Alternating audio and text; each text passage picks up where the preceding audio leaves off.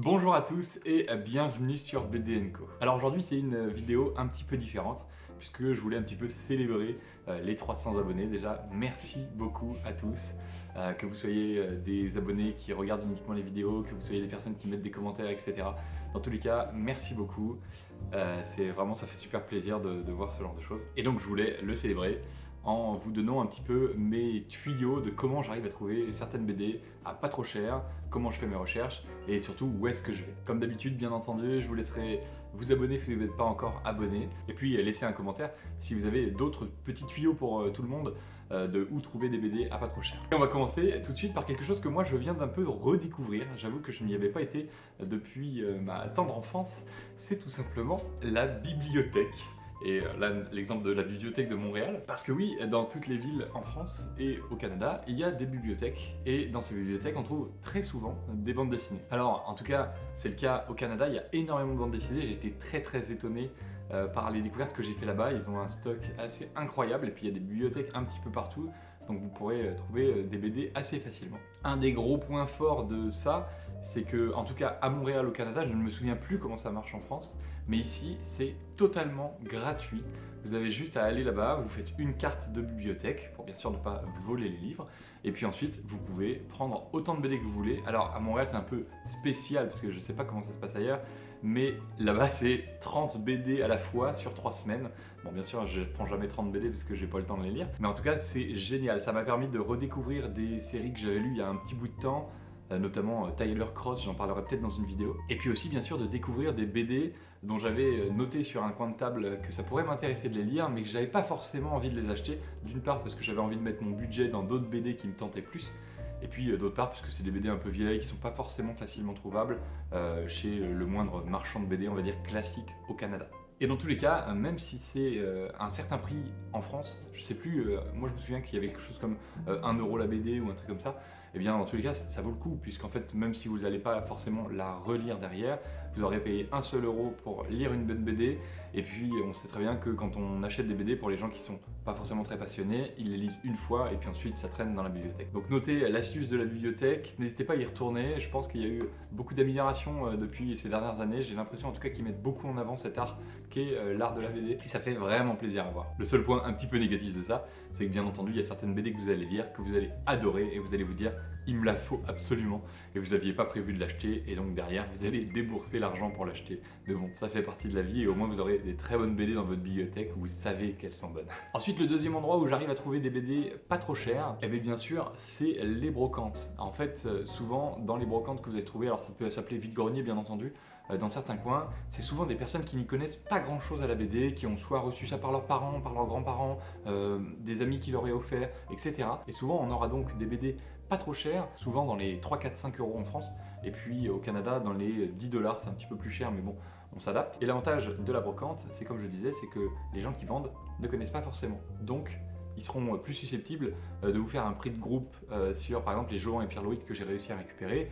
Eh bien j'ai eu un prix de groupe parce que la personne ne connaissait pas forcément la BD, alors que de nos jours Johan et Pierre Loïc c'est quand même assez recherché. Il faut donc pas hésiter à aller les voir, à aller leur parler, comprendre un petit peu s'ils aiment la BD, s'ils aiment pas trop, s'ils peuvent vous faire un prix de groupe. Ne pas hésiter à demander, parce qu'en fait la plupart du temps les gens se disent non mais il va pas me faire un prix, c'est déjà pas très cher, mais en réalité eux ils veulent juste vendre. Donc si vous proposez un prix ou un ensemble de prix pour 15, 10, 15 BD, eh bien souvent ils vont vous faire un prix. Un autre endroit d'ailleurs qui se rapproche de la brocante, mais où ça va être plus difficile de négocier, c'est les magasins d'occasion.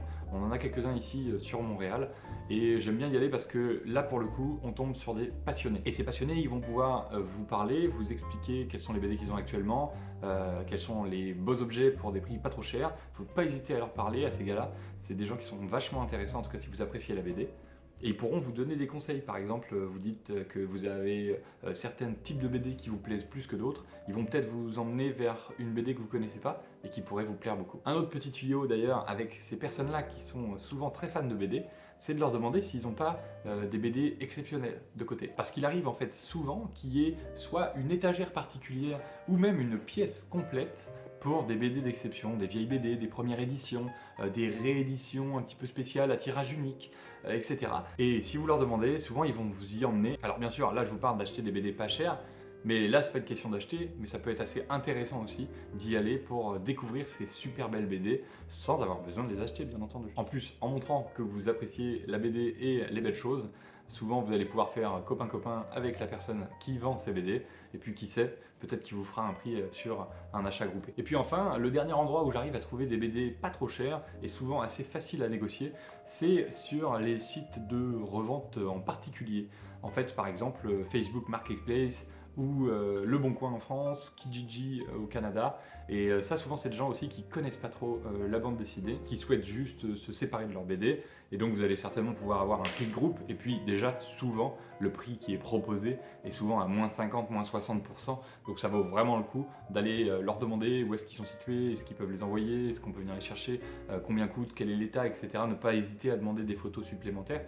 Souvent, si c'est des gens qui veulent vraiment vendre, ils vont s'occuper de vous très très bien. J'ai réussi à trouver comme ça des BD un petit peu difficiles à trouver ailleurs et puis en plus à des prix incroyables. Par contre, cette dernière méthode de Kijiji et Facebook Marketplace, etc., ça prend, je trouve, un petit peu plus de temps puisqu'il faut aller vraiment regarder page par page, aller discuter avec les personnes pour voir un petit peu si elles sont sérieuses, etc.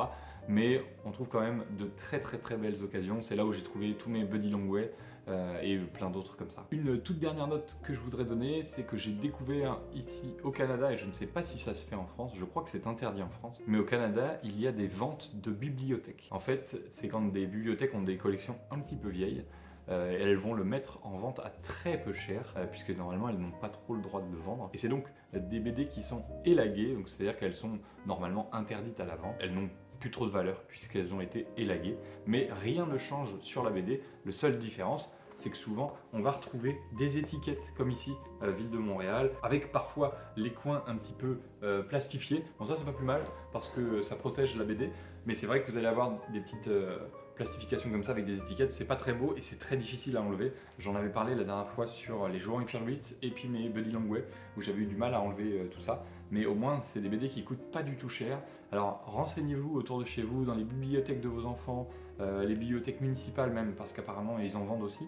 Et puis certainement une fois dans l'année, ils font une vente avec plein d'anciens ouvrages qui souhaitent renouveler. C'est souvent l'occasion d'avoir des superbes offres. Alors je vais regarder un petit peu plus profondément ça parce que je ne savais pas que ça existait, je ne savais pas que c'était autorisé, mais vu que j'ai acheté des BD élagués via Kijiji et via un endroit dans une brocante, je me dis que ça doit exister. Le gars m'avait dit que effectivement c'était des bibliothécaires qui lui avaient vendu.